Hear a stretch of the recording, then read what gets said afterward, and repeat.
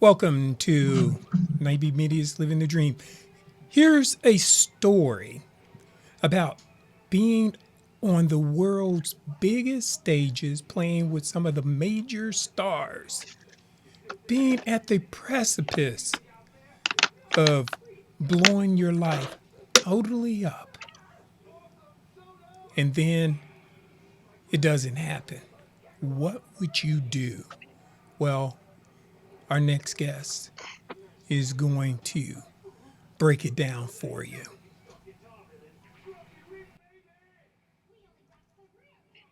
Okay. And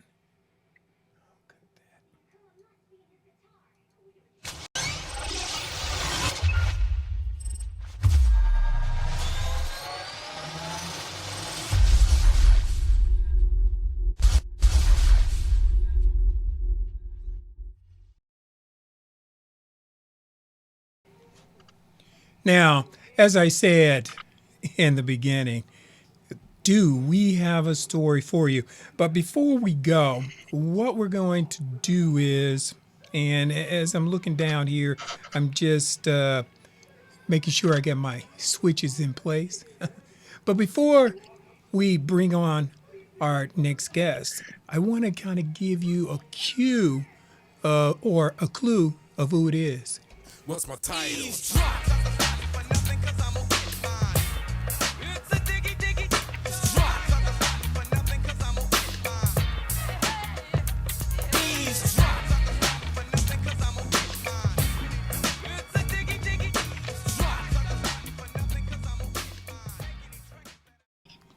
That's right, folks. None other than Duro T. Easily, aka Dr. Ease.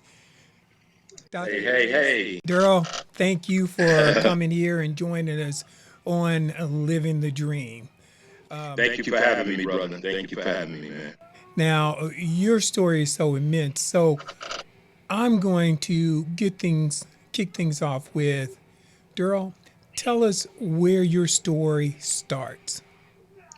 Ooh, man, my story starts with hip hop in 1980. 1980, man. I heard The Breaks by Curtis Blow. And after hearing that song, man, I was so intrigued by it. I wanted to be a rapper then. So what I did, my sister Rhonda, she would buy all the records in the family, her and my dad. So Rhonda bought Curtis Blow's Breaks, brought it home. She played it over and over and over. I was intrigued by it. So what I did was got me a pen and paper. Ooh, I was probably in the sixth grade, something like that. Got me a pen and paper, man, and sat down, put the needle on the record because we didn't have rewinds and fast forwards on the record player. So I put the needle on in the beginning, and then when it started, I just started writing it down word for word. And then when I got to a certain length, I would take the needle, pick it up, put it back, and listen to it again and write more until I finished the whole song of The Breaks. And after hearing that, man, that gave me a start into writing hip hop, even though it wasn't my own lyrics, but I was so intrigued by what I heard that I would walk around singing Curtis Blow's song. And people was like, man, how did he learn all the words like that? I didn't tell them I wrote it down. I just say I got a good memory. So that started me in hip hop, 1980. Now, one of the things that people may not know, and that is we're hailing from the land of funk. And you were one of the premier rappers, really one of the first rappers really hitting it big out of Dayton, Ohio. Mm-hmm. Now, with that comes a lot of responsibilities. There's a lot of weight on your shoulders right there because Yeah. just as the Ohio players did their thing, everybody's looking at you because it's a new genre that's hitting the streets, and we know what's happening on the East Coast. But Mm-hmm. now, since we have this legacy, they're looking, what is the Midwest going to do? Tell us, how did how did you handle that? And did you have any support? Um, I had a lot of support, man. And the way I handled it is that, okay, like every time back in the day, we didn't have the internet popping like that. So what we had to do is go on radio promotional tour. We had to actually go on the road and go to these radio stations and promote your album. So now every time I went to a different radio station, whether it was in New York, Chicago, Detroit, Philly, St. Louis, wherever I went, the first thing they would say is, "You're a rapper hailing from a city that's known as the funk capital of the world." So then they would name the Ohio Players, of course, Lakeside, Slade, Heat Wave, Sun, Fazo, Zap, of course. And that would be the first question out of the DJ's mouth. Well, man, you're the first rapper to come from a city that's known for funk music. So how do you deal with that? So the way I dealt with it, man, was trying to continue their legacy and come up with funky tracks, funky enough to be able to be um, in the same boat as they were. Being a rapper, of course, it made it a little different. But like I said, even with rap magazines, Source magazine, we were in Rap Masters, my rap magazine, Writing On magazine, the Source, and that was the thing they would always say: hailing from a city that's known as the funk capital of the world. Now we have this hip hop artist coming out, so yeah, all eyes were on me, being the first rapper from Dayton to be able to put out an album nationally and from a city that's known as the funk capital of the world. So what I try to do with my production is just keep it funky, keep that funk alive. That's the only thing I could do. I had a lot of support. I used to travel with groups like Slade, Mark Adams, Drag at the time. I traveled with them. I just knew everybody because by me being that only rapper from here at the moment that was out on the national level, we had plenty of rappers today, but I had a relationship with these older guys. So I was on the Funk Strikes Back album. What is on the song called "Hanging Out with Slave" that they put out when they wanted to hit your band too. So just try to keep the music funky. That's all you can do is keep that funk alive, Uh-huh. and that's what I tried to do to still on the same level as those guys, or try to get to the level that they were on. Okay. Because when you were hitting it at a time, and that's when Hammer was blowing up all over the place right there. Uh, Mm-hmm. that's when the term street teams was Yeah, really yeah. out there, right there. Now, Uh-huh. you had a crew also. Tell us about that. Okay, let me tell you this story about Hammer first of all. The company and the crew that you just asked about. I was under a record company called Bullseye Records, and now Bullseye Records was a promotional company at first. So what they did, they would bring acts to Dayton and the surrounding area. Well, they did shows all over the region, and they would bring groups to town to perform. Um, I was friends with one of the promoters in Bullseye Public Promoting Company, Robert Moore. We were like family. I had two kids by his little cousin, so me and him were like cousins. He knew that I was a rap artist from here. I had just went to California trying to make it big. Me and a guy named Russell Pryor, Sir Rap. We went to California, San Diego. We moved to San Diego, tried to make it big. It didn't work out in California, so I came home. And the funny thing happened is I went to California to try to get a deal, but it didn't work out. And when I came back home to Dayton, Rob approached me, and that's when I got my first record deal right here in my own backyard. And like I said, Rob come up to me, "Hey man, we're promoting a guy named MC Hammer, Public Enemy, Two Sword, KRS-One, NWA. Do you want to open the show?" I'm like, "Oh, for sure." So I would open all the concerts that they would put on. Like I said, funny thing about Hammer wasn't Hammer. He was Hammer, but he wasn't MC Hammer like the best rapper in the world at this time. Actually, we did a show with Hammer and Chuck Rock, NWA, Public Enemy, and I was just looking at him like, what's this dude dancing? Because this was the gangsta era. This era was NWA after the police, and everybody started doing the gangster thing. So while everybody's on this gangster thing, this guy comes out, not gangster, no verbal language, no cursing, just dancing. And I was like, man, who is this dude? But he was a nice guy. I got to meet him. His brother Lewis. We all were friends. We used to hang out. And a couple of a guy named Hurt and Tupac. They were part of the promotional team, production company. They loved Hammer. So every time they did a show, they would put Hammer on. And Hammer told us, he said, "Hey man, if I ever blow up, I'm not going to forget you guys." And when Hammer put out "Turn This Mother Out," he started raising up the ladder. When Hammer put out "You Can't Touch This," boom, shot through the roof. Hammer was out of here. But you know what he did? Hammer, when he got big, the biggest entertainer in the world, whenever he came to Dayton, Cincinnati, Chicago, Cleveland, anywhere in this region, he would call us, "Hey, East Town, I'm in Detroit, come hang out." We get a van load, we'll shoot down to Detroit, Joe Louis Arena, thousands of people, and we would hang out backstage with Hammer. He would pay for everything. Actually, he would use us to form a circle for him when he went out on the floor and danced in front of the crowd. And you know, girls jumping on us and all that, because we blocked them off Hammer. And we used to tell him, "Hammer, we're gonna charge you for this. You know, in a minute you keep getting beat up for you." He just laughed about it. But he stayed true to his word. We had a concert here at Hair Arena.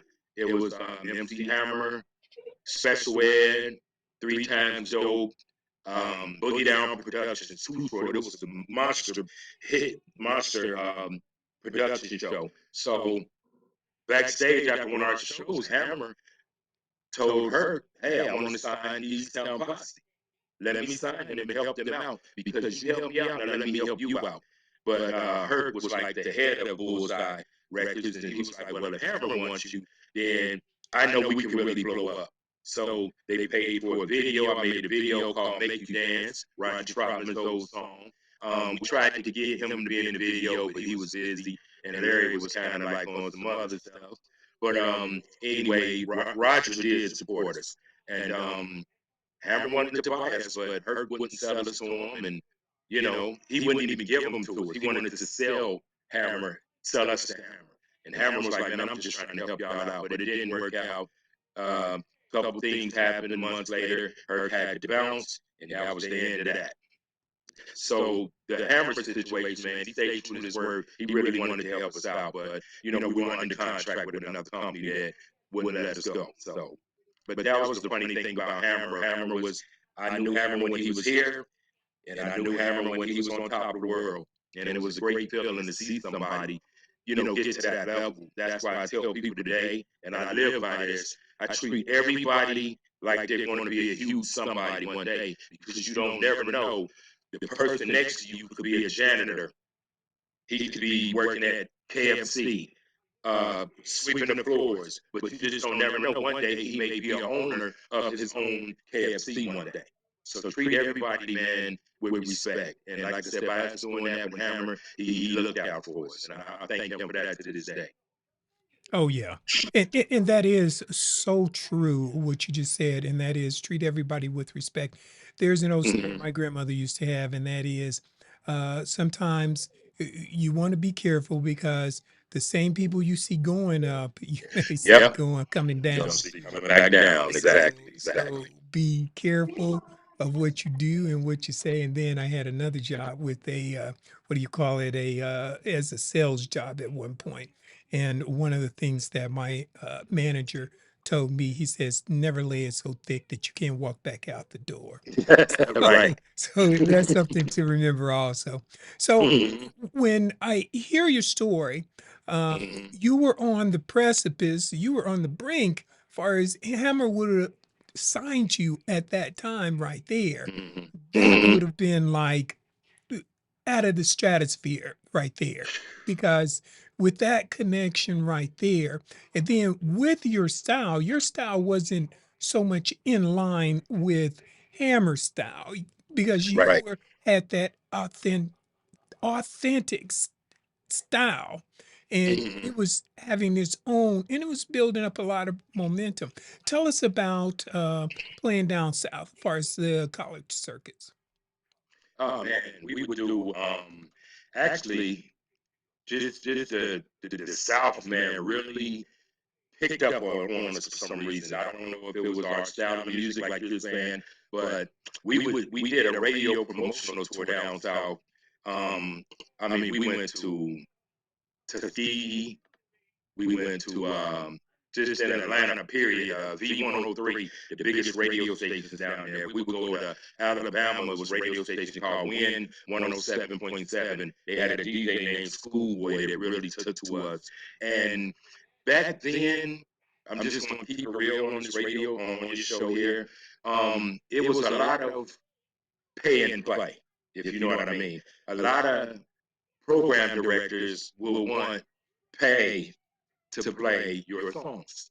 But after we sat with them and they got to know us and they listened to our songs, a lot of them was like, "Hey man, y'all, we love y'all, y'all good," because they got to know us as people. So a lot of times they would play without us having to pay.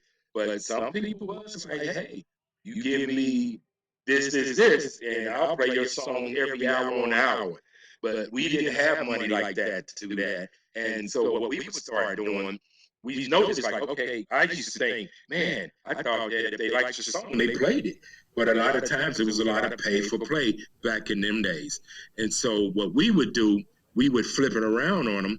We will, as soon as we get to the radio station, we'll say, "Hey man, what time you get off?" "Oh, I get off at 8. All right, we're gonna come and get you and take you out to dinner." "Oh, okay, cool." So that was our way of saying we can pay for dinner, but some of the things a lot of them asked for, we couldn't pay for. So we was like, "Oh no, man, we not into that." And to keep it real, some of them wanted us to, "Hey man, you give me an ounce of cocaine and we'll play your song every hour on an hour." And I, what? Where we supposed to get that from?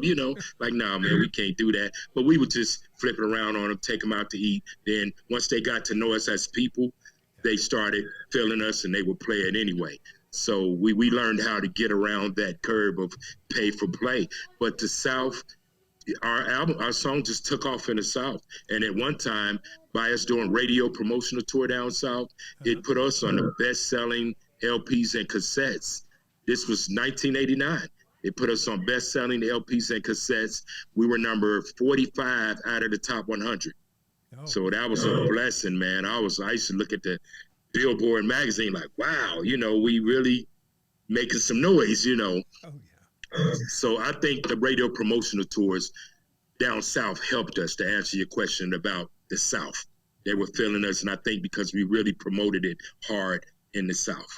Okay. And that is something right there that at one point radio did have that payola. They did. And that was one of those things that either that and I hate to say it, sound scan.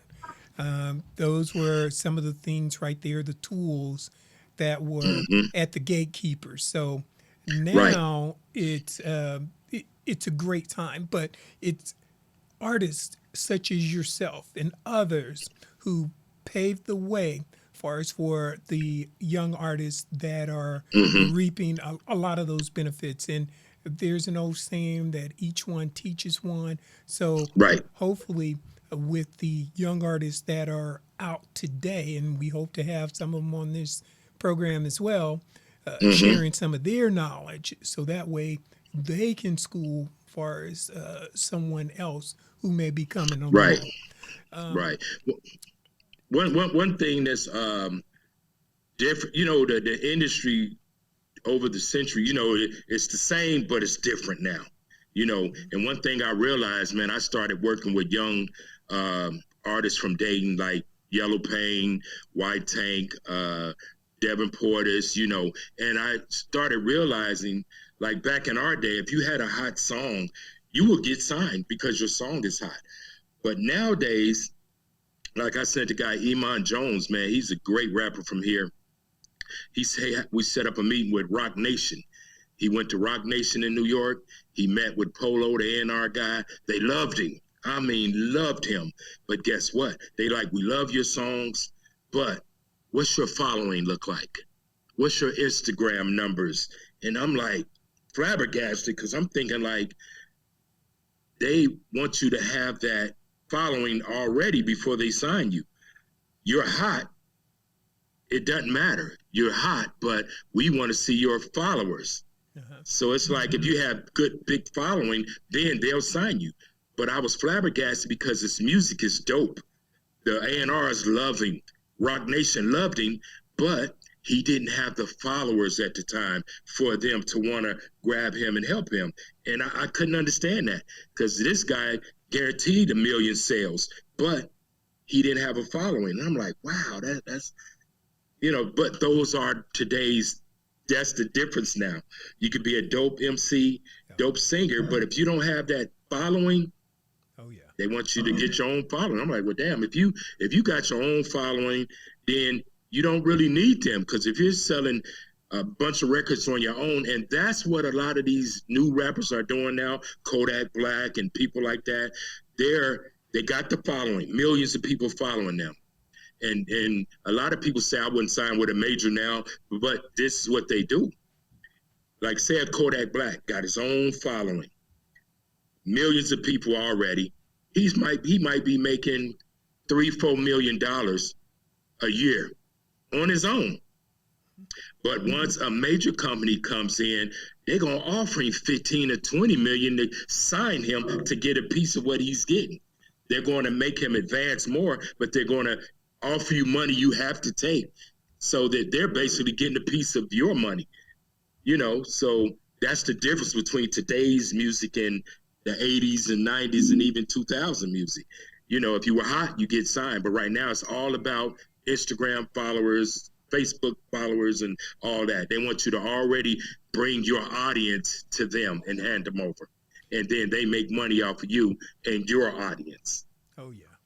And that's something that some of the members that many years ago in the early Mm-hmm. 90s, we had the Mm-hmm. opportunity in another program to interview Mark Hicks and Mark Adams from Slave. Yeah. And that was Yeah. one of the things that they stated, and that was that the music business, and they emphasized business, that this is one.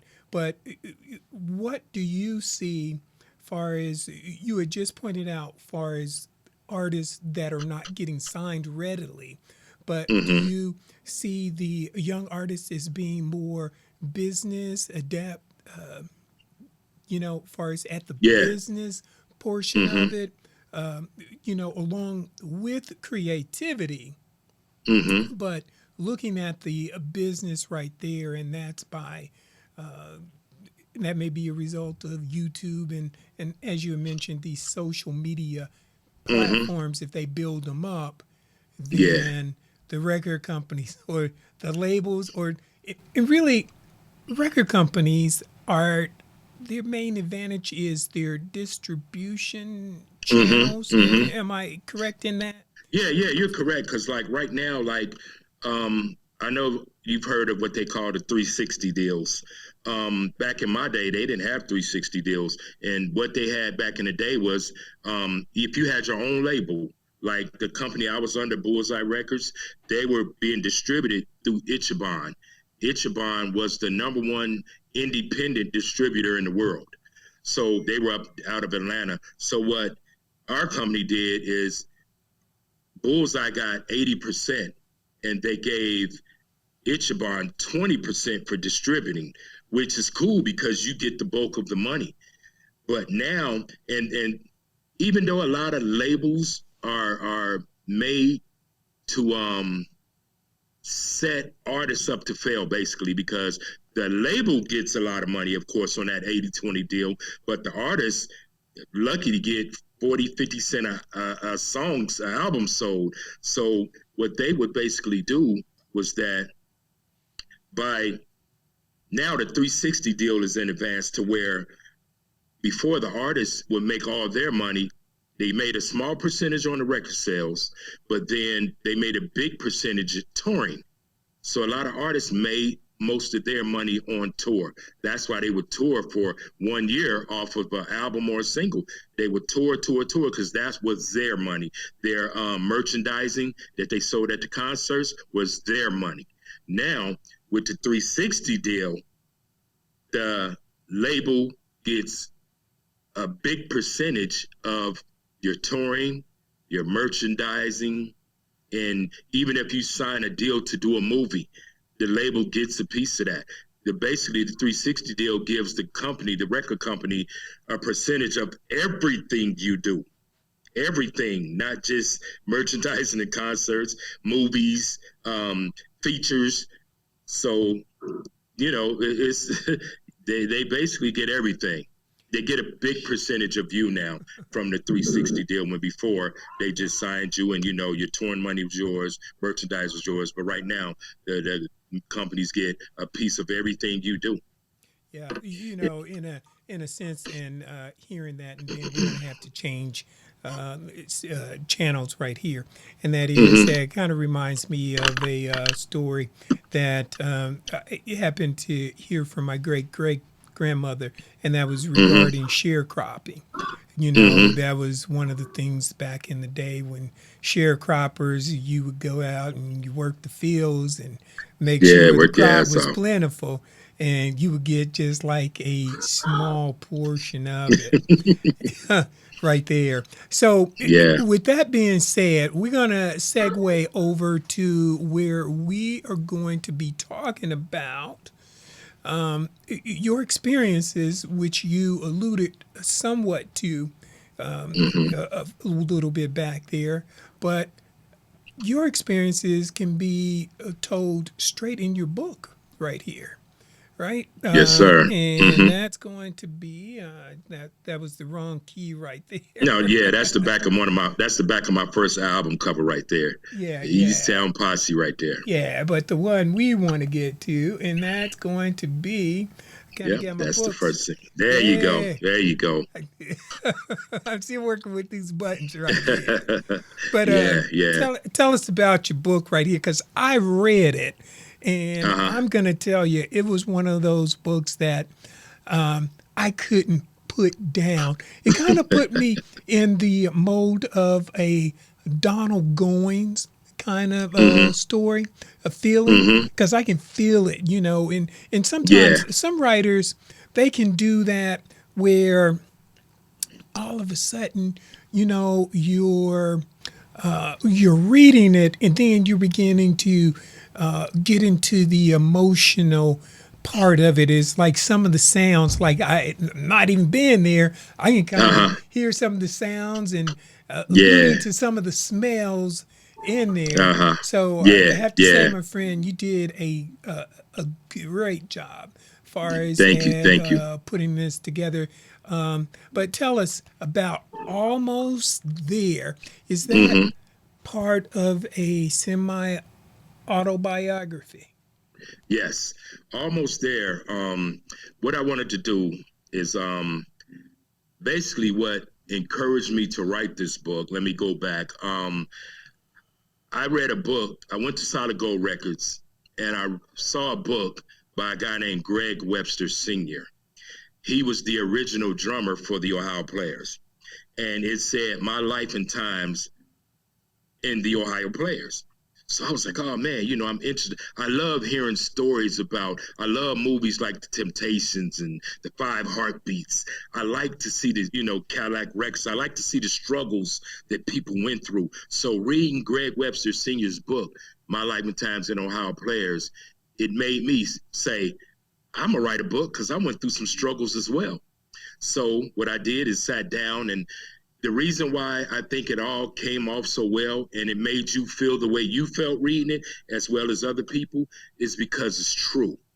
I wanted to write it to where you can put yourself in my shoes. You can actually see yourself going through everything I went through in the music industry, page by page. And all I did, it was very easy for me to write this because I just basically wrote chapter for chapter of what happened in real life, from the beginning of me writing to me going to California, getting screwed over, for me coming to Dayton, getting my new record deal. It was already sanctioned it was already in order. I just wrote it down and put it out there, so I'm glad that you felt it. Everybody who reads it tell me, man, I couldn't put it down. I read it in 3 hours and I was done with it.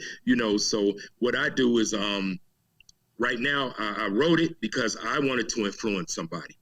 And it's crazy because Greg Webster Sr.'s grandson, name is Mitch Dunbar or Mitchell Webster, is his grandson. He wrote a book because he read my book.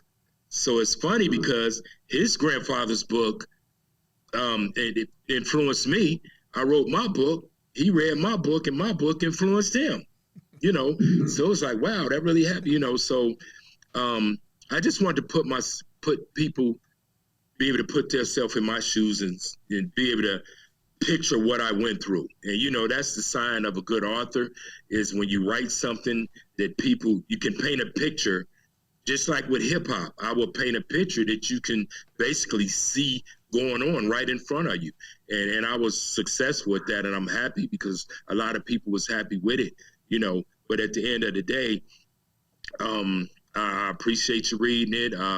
Thanks for telling me how you felt about it.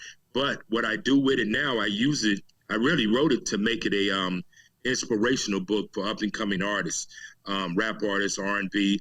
I give it to them so they can read it, so that they can see the things that I went through, and hopefully they wouldn't make the same mistakes that I made, because I made mistakes in the music industry that probably cost me millions of dollars. So I wanted them to not go through that. So if you read my book, you will know, you will have the do's and don'ts of the music industry. And plus, by it being a true story, that makes it even better. Because I like watching movies I like true story movies, things that really happened. So I just put everything into that book of what really happened, and it came off well. And you know, you can get it at Barnes and Nobles, or you can email me if you want an autographed copy at daryl.easley@yahoo.com. That's DARRYL dot EASLEY at Yahoo. Look at him, he on it already. That's my guy Greg. But yeah, so that's how you can get the book. All right. So, with that being said, so you didn't make it far Mm-hmm. as at that on that level that you wanted to, Right. far as in the Mm-hmm. music industry. Mm-hmm. Mm-hmm. But even with the setbacks and the obstacles, you still moved forward. You became an author, Mm-hmm. a playwright, also. Mm-hmm. Mm-hmm. That's Yeah. something that a lot of people don't know, but you got other books out there. So if Mm-hmm. people Mm-hmm. check you out, far as on your Facebook page, Yes. then that's when they can find out more of that information. Mm-hmm. But Mm-hmm. recently, you also ventured into another a genre, and that is filmmaking. So Yes. go ahead and tell us about that. Okay. Let me can I go back just a little bit before Yeah, I yeah, answer that go ahead. question? Okay.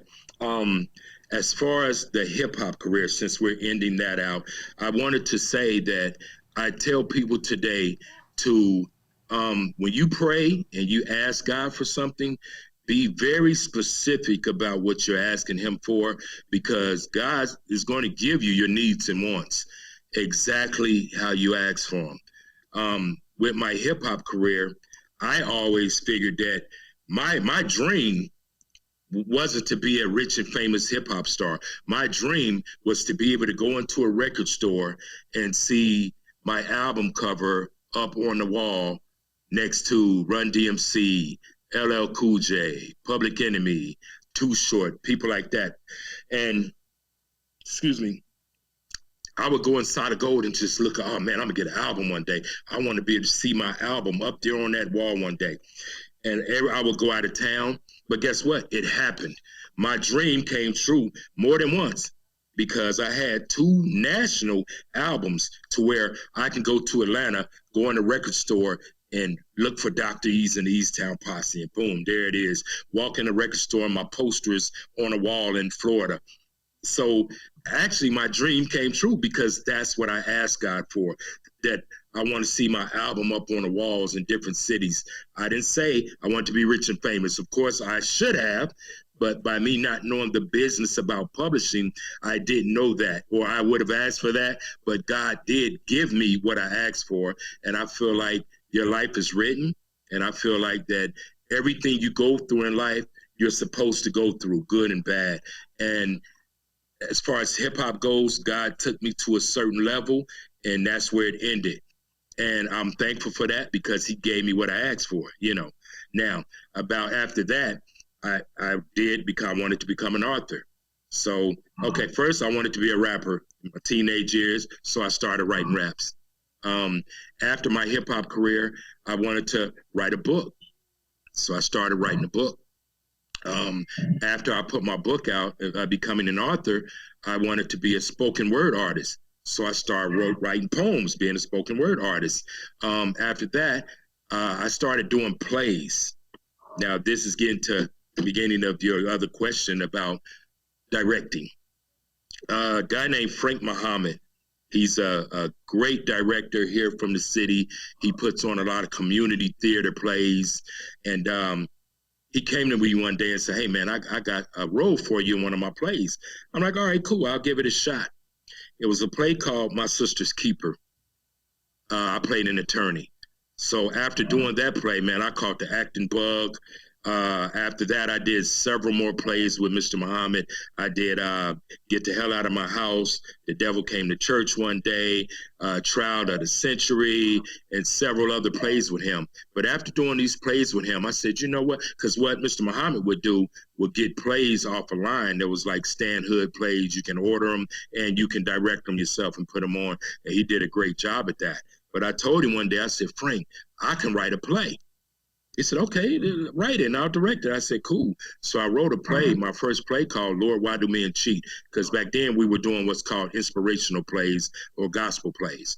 And I put Lord in front of Lord, Why Do Men Cheat? Because I wanted to do them at churches and things of that such. So I put Lord, Why Do Men Cheat? Because I started using stories and scriptures from the Bible as to explain to why men are the way they are. So that went over well. We did a lot of churches and we would do dinner theaters with that. And I said, you know what? I want to take it a step further, Frank. We did the play, Two Wrongs Don't Make It Right. We went to Chicago.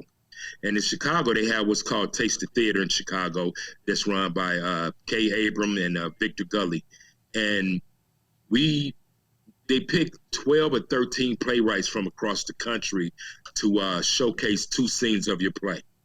So we showcased our play, man. We did real well. I think we came in third out of 12 or 13 playwrights, got a trophy and everything, award trophy. So after that, Kay Abram kept saying, you need to make your play into a film. And I was like, she's been telling me for years to do it. But, a lot of times, you move when God tell you to move. So I was thinking like, I'll do it one day. But then it just hit me, man, go ahead and do it. Because we did the play at the convention center, Two Wrongs Don't Make It Right, and it sold out. So I'm like, now God told me to make it into a film and give it a shot. So I learned how to write screenplays through a guy named John Alexander. We call him Coach. He showed me how to, because writing plays for theater is a totally different ball game when you're writing screenplays for a film. Wording different, everything. So Coach showed me how to write that. I graduated from his coaching class, Screenwriters Academy. I graduated from there, and then I learned how to do screenplays. So last year, I flew some actors in from Chicago, Houston. We had actors here in Dayton, and we shot the film Two Wrongs Don't Make It Right. And now we're having the premiere this Saturday, July the 23rd, at the Plaza Theater in Miamisburg, downtown Miamisburg. It's called the Historical Plaza Theater, and the showtime is at 7. We're having a red carpet event that starts at 6. The movie starts at 7, and then we're going to have a Q&A for the crowd to be able to talk to the director and cast directly about experiences or whatever. So that's how I became a director and a producer for movies. Okay. And we're going to take this moment in order to show the trailer. Hey, Okay, I here it appreciate you. goes.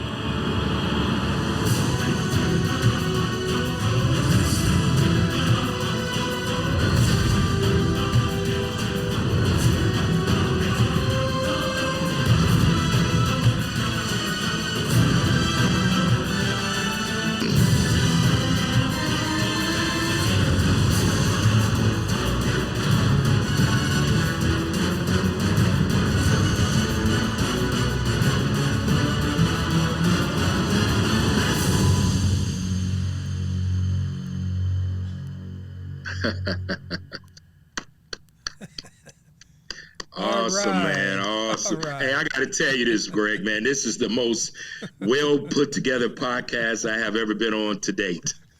I mean, you are on it, my brother. All Thank right. you.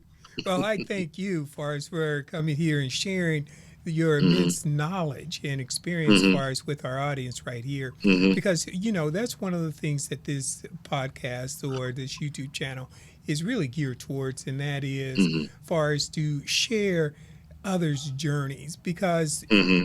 there's an old saying in the military: if you know where the minefields are, and Hmm. somebody lays them out for you, and you Right. still step on them, then so you got some issues right there. But this way, right here, this allows, far as our viewers and those who may be straddling the fence, Hmm. on, hey, am I going to commit, far as to this career, whether it is in the performing arts or Hmm. whether it's in whatever endeavor, that they can learn from people who have already been there. Right. Right. And at the same time, it doesn't say that they're not going to face challenges, but Hmm. at least they're better equipped. And then at the same time, we always say, pick up the golden nuggets, get some of those nuggets Yeah. right there, Yes. and Jules. yeah, Yeah. those jewels, and that'll help you out right there. So Hmm. let us let our audience know what's happening next with you. Okay. Now this is back to what I said earlier about treating people with Uh-huh, respect, no matter who they are. uh-huh. So listen to this. So I got it was a young lady named Felicia Deutsch. Remember I told you I was in the screenwriting academy with Coach John. He called me one day and said, "Hey man, at the beginning of the year, I want to do a podcast, Coach John's podcast. You can talk about, your screenwriting ability, what you learned or whatever, and what you have going on." So, excuse me. So he had a co-host named Felicia Dorch. Felicia lived in Houston. We did the podcast. After the podcast, we exchanged numbers. So when I decided to do my film, I called her because I seen her post on Facebook that she had just shot a movie in Philly called Fells High, um, with Amari Hardwick from Ghost on Power. And I said, "Oh man!" So I said, "Hey, you want to be in my film?" She said, "Yes. Just pay my way, get my room, and I'm there." So I paid her way, got a room. She came down, she killed it, did a good job. Coach came down, he ran a camera for me. So became like brother and sister after that because I respected them. I treated everybody the same, from the A-list actors to the person that's never been on camera before.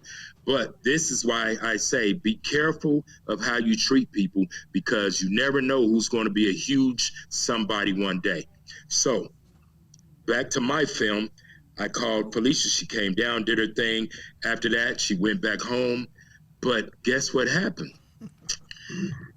About 3 weeks ago, I get a call from Felicia and Coach.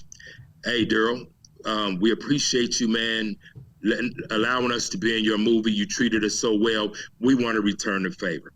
I said, "Okay, no problem. What you want to do?" They said, they wrote a screenplay called The Sessions, which is a hip hop horror story. They got connected to some big people, major people. The film went from a $20 million budget to now it's a $50 million budget. Ooh. Coach and Felicia wrote the screenplay. So they got me playing a notorious loan shark on this $50 million budget film. I mean, I'm talking about, it's a hip hop horror story. I can't tell you, it's going to be some great horror greats in it. Okay. I'm just going to say that. All right. It's going to be some big actors in it. Like I said, a $50 million budget. So this is my first time. My film is a film, but this is on a whole nother level here that I'm dealing with. And all because I treated them with respect. They came back, they remembered me, and they grabbed me when they got their feet on the ground and going up. And so we start filming in Atlanta August the 1st. All And right. like I said, $50 million big budget film, big superstars in it. I don't have a large role, but I have an important role. Oh yeah. And I'm playing the lone shark. And this, by me doing this type of film, it enables me to become a SAG actor now Oh yeah. because I'm in a major budget film. So it's so many possibilities coming off of just this one film, the sessions. And I thank them every day for coming back to get me, to Oh to yeah. to help me out now. So thank you, Felicia Deutsch, Coach John Alexander, and everybody, the cast and crew of the sessions. We have table read rehearsals on Zoom, and just meeting all the actors, everybody that's going to be in the film, and understanding how everything is going to work. It's going to be awesome, man. And I can't wait to get to Atlanta to do my role. And Almost There Too is going to come out in another year because I'm going to have some more information to put in my next book. So be All looking right. for Almost There Too. I'm trying to finish this out strong. So yeah. All right. And that is going to be something right there that we'll definitely be looking out for.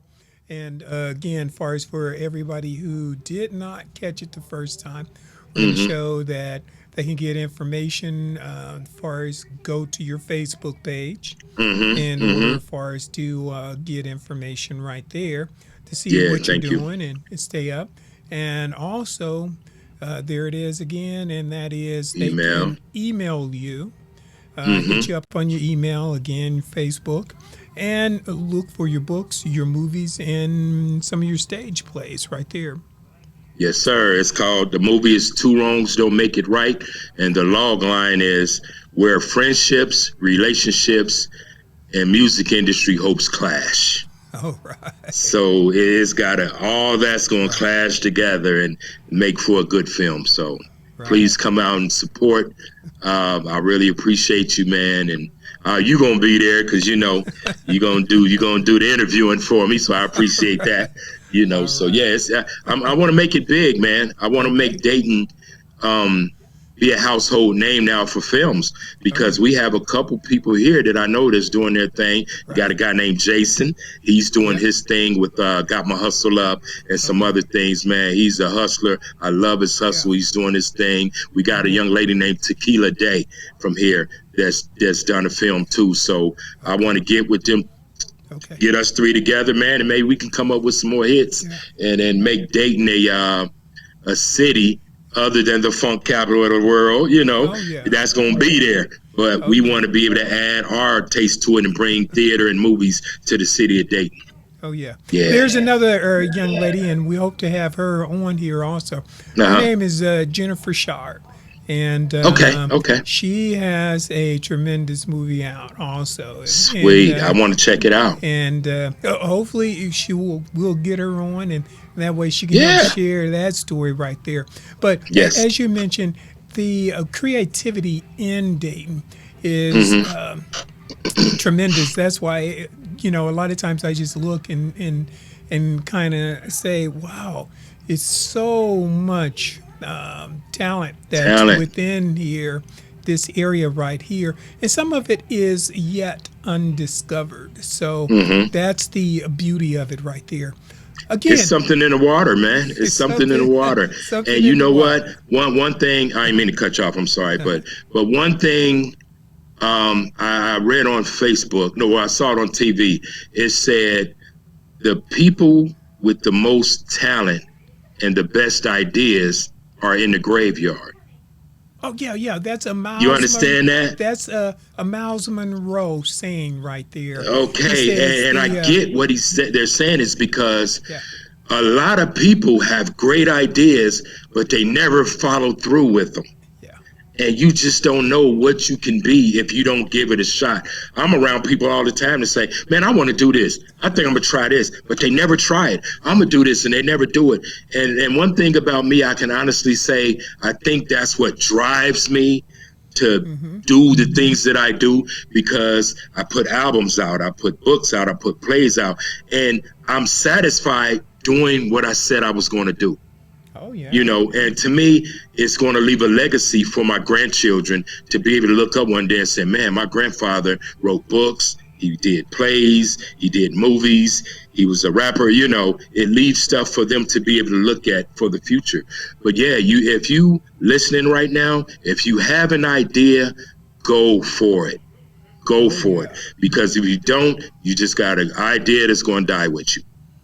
But if you And got a great idea, you want to put that idea out now. So when you do die, that idea is still living on, even if it's through your grandkids or your kids, your child, you know. So yeah, and that is so true because we had a conversation with another lady, a guest who was on. Her name was Cynthia Johnson, okay. and no, that was another guest. That was Okay. Darlene Norman. I'm getting kind of confused because all this It's a knowledge and lot of all talent here. It's a this lot of talent knowledge here. is kind of That's coming. why. But that was one of the things that she was pointing out, and that was a legacy.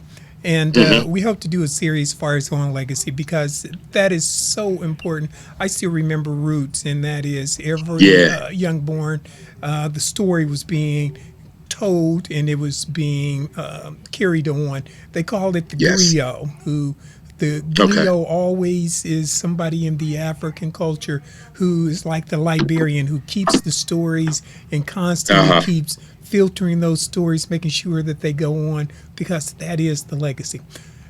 Girl, again, this has been a tremendous honor. We thank you very much, Fars, for being on the program and sharing all that valuable information. I'm quite sure our viewers will be looking you up and touching base with you. You're probably going to get bombarded, Fars, with a lot of Hey, people, which I'm is all looking good. forward to it, man. I Yeah. appreciate you so much.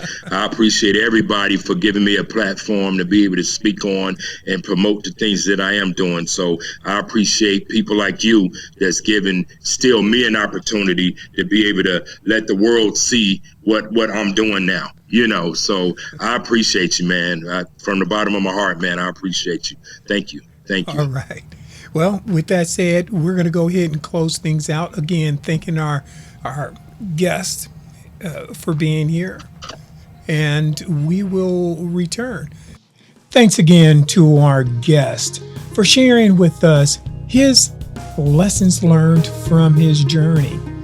Now, we also want to thank you for tuning in and watching another episode of Nightbeat Media's Living the Dream. Now, if you enjoyed this podcast and found it informative and found value in it, hit the like button. YouTube and our podcast server will push it out to other like-minded individuals that you subscribe and share with other like-minded individuals as well. Now, we invite you to follow us on our social media platforms. That way you'll stay up to date as far as with new episodes and new nuggets. We have some more things in store for you. So in order to stay up to date far as with what we're doing, please follow us on our social media platforms. You'll find those listed at the bottom of the screen right here. Now, until the next time, we ask that you stop settling and start living. And when you're writing the story of your life, be sure that you're holding the pen. A quote by Harley Davidson. Until the next time, we hope that you are living your dream.